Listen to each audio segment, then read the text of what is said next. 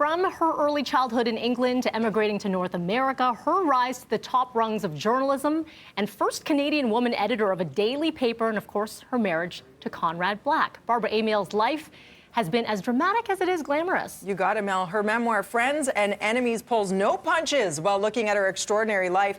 Enemies and, yes, friends. Please welcome live now Barbara Amiel. Good morning. How are you? I'm very well, thank you. Good to see you. I want to point out that the friends list exceeds the enemies list. It does. Let's say that right off the bat. Congrats on this memoir. Let's dive right into all the headlines and articles. I'm not sure how much of that you're keeping up with, but in the UK and in Canada, all people are saying is, my gosh, are you ever forthcoming and candid? Did you go in right away thinking, I'm going to be this honest? When did you make that decision? You know, it isn't a decision. I'm a writer. And when I came to write a memoir, I just wrote what I knew. I rather thought I'd write the truth, the good and the bad. And I knew the bad about me that a lot of people didn't know. And so I sat down to do that. Mm-hmm.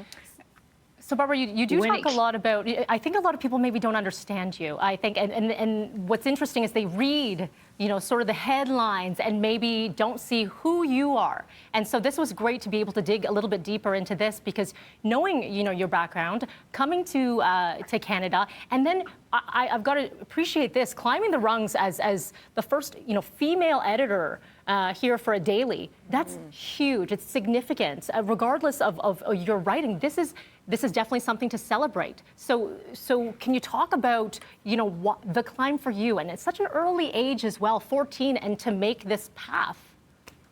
Well, you know, I never thought a woman was restricted in any way whatsoever. I grew up in a sort of family, while I had family, that told me I could be anything. So it never occurred to me that there were glass ceilings or any problems. And I just, you know, moved on. There was no difficulty. Well, at times it was a bit tricky. I got irritated when men got paid more than me for jobs I was teaching them. But on the whole, I just bashed on. I didn't have any real sexual harassment. The odd person groped me, but, you know, I could always tell them to bugger off. And really, if you just worked hard, really, really worked, in Canada, you can do almost anything. Yeah, speaking of, Mel mentioned 14. That blew my mind. I can't imagine somebody trying to figure life out on their own when you're still forming yourself as an adult, a young adult, and there you were living on your own. How did that shape who you are today, to be renting a space at 14? I think when you're a kid, and certainly in those days when nobody ever told you anything was wrong, you take it for granted. You don't think your circumstances are particularly special. You just go on and make the best of it. And I never felt sorry for myself. I could see the advantages of my own situation. I had no parents to tell me what to do. I could do whatever I liked. It was tricky at times making the rent. And I have to say that occasionally I stole the odd apple or something because I got hungry when I arrived at school. Yeah. And I always could find after work jobs. I think maybe it was easier in those days. I don't know.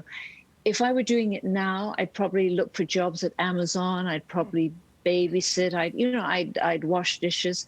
You just carry on, and nobody says to you, you're having a rough time, so you don't think you're having a rough time. Yeah. I rather enjoyed my life. And speaking of, fast forward to 1992, right? And you talk about that rags to riches story where you would go, you know, maybe have a lean cuisine chicken dinner, get some chicken at the, you know, rotisserie chicken and eat that for a while. And all of a sudden, here you are, plopped into high society, attending all these parties with all these celebrities, and you were trying to fit in. So what do you want to tell us about that time? Yeah, you hated it. Absolute nightmare, because I happen to love lean cuisine, particularly à l'orange. And then suddenly there was Conrad with this big house and all this entertainment. I'd given 2 dinner parties. I was 51 years old. I'd given 2 dinner parties in my life for exactly 6 people. And suddenly I was giving dinner parties with people like, you know, Diana, Princess of Wales, and tycoons and film stars and celebrities. And I just had to scramble and learn. And the problem is that I have this terribly horrible competitive instinct in me. So when I do something, I always want to be the best. And being the best at something you don't know anything about is really hard. But I did it. I mean, I don't think I did it very well.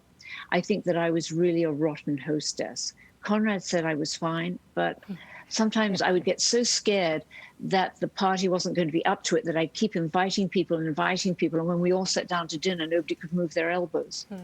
Well, you're a perfectionist, which is not necessarily a bad thing. We want to get to this one part of the chapter. You mentioned here, Barbara, the name of the book, of your memoir, Friends and Enemies. And you do note there are more friends than you list as enemies. And it's interesting.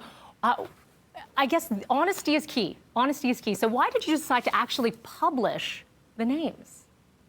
You know, Friends and Enemies was the title I had. I started this book in 2005.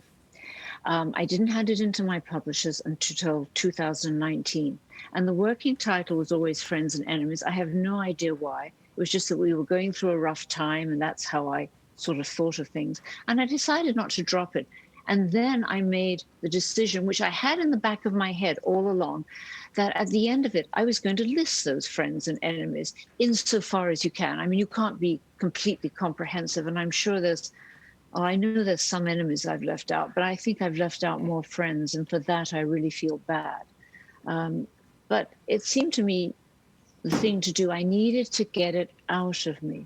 If you go through 17 years of this, I mean, it's not bad compared to living in in Africa in great poverty or in a famine. But if you go through 17 years of this in Canada, where everywhere around you is pretty normal, you need to get rid of all that bile inside you. And that's what I did. Sounds cathartic. Thank you so much for making time for us this morning. Barbara, love to you and the family. Stay safe and pick it up, friends. It's Friends and Enemies. Can you have a frenemy, though? Thanks a million. That's the next book. Thank you so much, Yes. Barbara. Take care. Take care. We'll be back.